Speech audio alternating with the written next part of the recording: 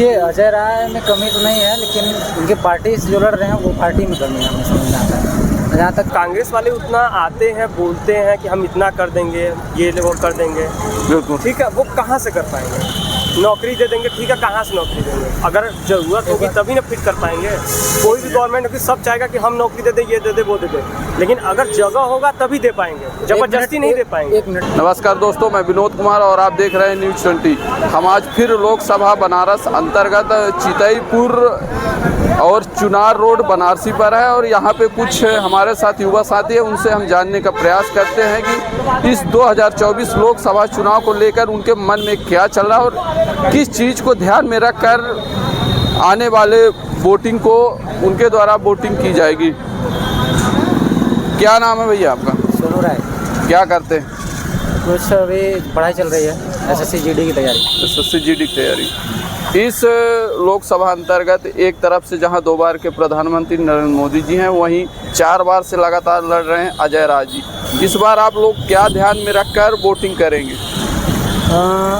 देखिए, अजय राय में कमी तो नहीं है, लेकिन उनके पार्टी से जो लड़ रहे हैं वो पार्टी में कमी है, हमें समझ में आता है। जहाँ तक कि मोदी जी बेस्ट हैं यहाँ के लिए, क्योंकि अजय राय जी जो कांग्रेस पार्टी से लड़ रहे हैं, अजय राय जी गलत नहीं, लेकिन जिस पार्टी से लड़ रहे हैं वो पार्टी की विचारधारा गलत है, आप ये कहना चाहते हैं? जी बिल्कुल, क्योंकि मोदी जी हमारे हिसाब से कि 5 लगभग कुछ दिनों में जब से यहाँ सांसद रह चुके हैं 2 बार से, बहुत बदलाव देखे हम लोग। पहले यहाँ यहीं पे बहुत सारे कचरा रहते थे, इधर उधर सब गंदगी रहता था। अभी 2014 से पहले यहाँ बहुत सारा कचरा रहता था। बिल्कुल, सब तरफ इधर कोई मतलब ऐसे साइड में रह नहीं पाते थे, 10-5 मिनट खड़े होकर मतलब बात नहीं कर सकते थे।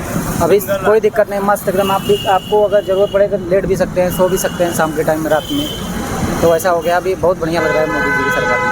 मतलब 2014 से लेकर और 2024 के बीच में इन 10 सालों का कार्यकाल से आप लोग संतुष्ट हैं? बिल्कुल। यहाँ से घाट देख लीजिए, हमारा घाट पहले से बहुत अच्छा हो गया है। अभी तो हमेशा लगभग हमको लगता है महीने में एक बार तो पानी से धुलवाया ही जाता होगा, है ना? इतना अच्छा हो गया। अच्छा, उसके बाद साफ़ सफाई तो बिल्कुल मस्त है। 2024 में प्रधानमंत्री आप लोग किसको देखना चाहते हैं? नरेंद्र मोदी जी या तो राहुल गांधी या अन्य? नहीं, मुझे ज़्यादा बेस्ट मोदी जी। राहुल गांधी जी में क्या कमी देखिए, वो उनके पूरा फैमिली बैकग्राउंड देखिएगा तो है, बहुत लंबा साल लगभग प्रधानमंत्री तो बहुत बार बन चुके हैं उनके यहाँ, लेकिन ऐसा हमको नहीं दिखाई देता कि जितना मोदी जी इधर 2-3 बार में किए हैं, 2 बार में, उससे लगभग 2 गुना प्रोग्रेस किए हैं इतना कम दिनों में। लेकिन वही मोदी जी की अपेक्षा राहुल गांधी जी का दावा है कि हम चुटकी बजाते ही गरीबी दूर कर देंगे देश के। ये कहाँ है? असंभव चीज़ है। वो उन्हीं की बातों पे नहीं विश्वास करती पब्लिक। बस समस्या ये है ना कि वो बात ऐसा करते हैं कि लोग मजाक में ले लेते हैं कि यह क्या देश क्या संभालेंगे, जब इनका बात ही ऐसा है। थोड़ा सोच विचार की बात नहीं करते, इसलिए लोग ज़्यादा लड़के लोग को खासतौर पर पसंद नहीं करते। लेकिन वो उनका कहना है कि हमारी सरकार अगर आती है, 4 जून को अगर बहुमत मिलती है, तो हम प्रत्येक गरीब महिला को 8,500 पर महीने और साल का 1 लाख रुपए देंगे। वो नहीं हो पाएगा ऐसा।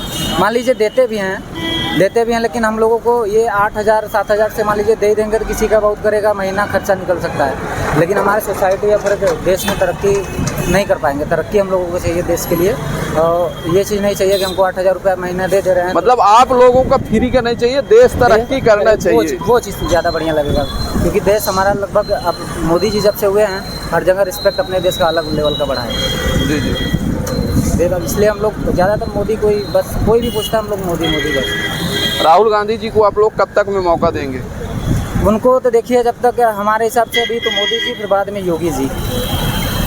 मतलब राहुल गांधी जी की कोई जगह ही नहीं बनती है। हमको लगता है वो अब बैठ भी जाए तो अच्छा है, क्योंकि अब 2 संभालने वाले हैं। अभी इधर जाएंगे तो योगी जी भाई, उनके दादा, उनके नाना, उनकी दादी, उनके पिताजी, दादी बेस्ट थी, सब गलत नहीं बता रहे। दादी प्रधानमंत्री थे और उनका कार्यकाल बेहतर था उस टाइम पे। तो फिर वो हो सकता है उनको अगर एक बार मौका मिले तो वो खरा उतरे अपने काम पे।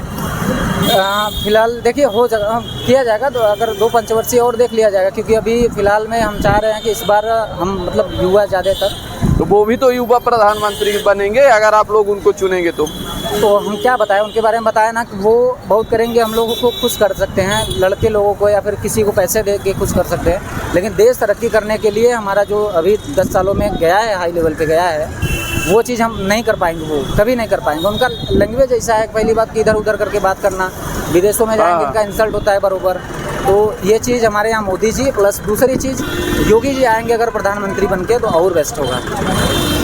इनकी बातों से आप कितनी सहमत थी? सहमत है। इन 10 सालों के कार्यकाल से आप संतुष्ट हैं? हाँ। करते क्या हैं आप? स्टडी करते हैं। क्या कर रहे हैं वर्तमान? पॉलिटेक्निक। एक तरफ लोगों के मन में गुस्सा है बेरोजगारी और महंगाई को लेकर, तो उसके बारे में आप क्या कहेंगे? देखिए, बेरोजगारी तो है, हाँ, महंगाई भी है, हाँ, इस पर थोड़ा कंट्रोल करना चाहिए सरकार को, चाहे कोई भी गवर्नमेंट हो, चाहे बीजेपी हो, कांग्रेस हो, कोई भी हो, अन्य भी हो, करना चाहिए, इस पे काम करें। इस पे काम नहीं हो पा रहा। हाँ, ये है कि बीजेपी काम की है, अब कांग्रेस वाले उतना आते हैं, बोलते हैं कि हम इतना कर देंगे, ये वो कर देंगे, बिल्कुल ठीक है, वो कहाँ से कर पाएंगे? नौकरी दे देंगे, ठीक है, कहाँ से नौकरी देंगे? अगर ज़रूरत होगी तभी ना फिट कर पाएंगे।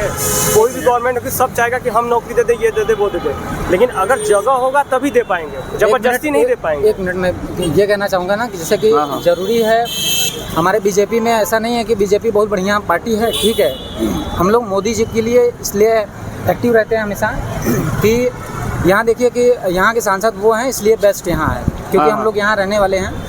मेरा इससे घर तो मिर्ज़ापुर में, अब लेकिन हम यहाँ लगभग 10 साल से रह रहे हैं। उसके पहले भी आना जाना लगता है कि कंटिन्यू 10 साल से यहाँ रह रहे हैं। मिर्ज़ापुर में हमारी अनुप्रिया पटेल सांसद जो हैं, उनका कार्यकाल इतना गंदा रहा है हमारे यहाँ कि लोग पसंद नहीं करते, इसलिए हैं तो बीजेपी से ही, सांसद बीजेपी से हैं, लेकिन नहीं, उनकी अलग पार्टी है ना, अपना दल पार्टी है। जी जी, अपना दल है, लेकिन गठबंधन किससे है?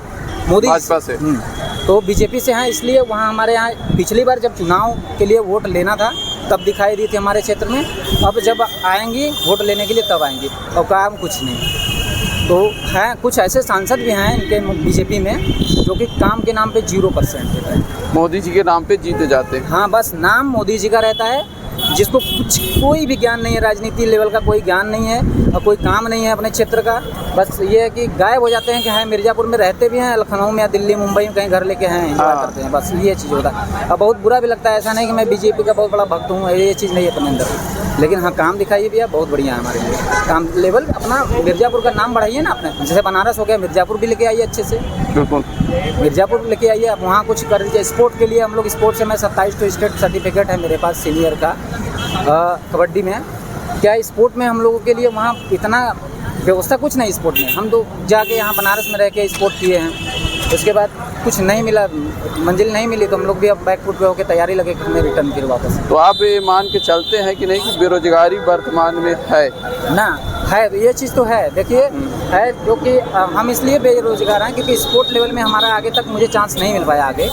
मान लीजिए हम तो मान लीजिए पढ़ने में उतना भी, अगर मैं पढ़ाई वही 10 साल 15 साल अगर पढ़ाई में अगर दे दिया होता तो शायद अभी हो जाता, मेरा कहीं ना कहीं हो गया होता, उतना मैं स्पोर्ट में ना देखे। स्पोर्ट में भी है राजनीति, स्पोर्ट में भी बहुत हो रही है आजकल, तो राजनीति हर जगह, चाहे पढ़ाई लेवल का हो, चाहे जहाँ पे लोग दलाली कर लेते हैं, बीच में कुछ भी कर लेते हैं, वहाँ आगे से आएगा कोई, हो जाता है नौकरी, मंत्री का बेटा हो गया, फिर मंत्री की पहचान के लोग हो गए, घुस गए उसमें। बाकी पेपर लीक आप तो जान ही रहे हैं, बिल्कुल, हाँ। पेपर लीक ये मोदी जी की गलती नहीं है, लेकिन कहीं ना कहीं ये सरकार की उदासीनता दर्शाता ना, कोई भी पेपर हुआ, पेपर लीक हो गए, तो ये सरकार की ही कमी मानी जाएगी ना।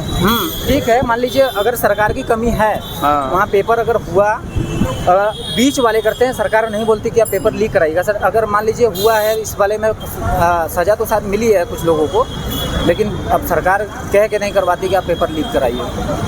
अब हमारे लेकिन सरकार की कहीं ना कहीं कमी रहती है ना, ये सिस्टम जो है, जो सरकार में बैठा है, कमी तो उसी की मानी जाएगी ना।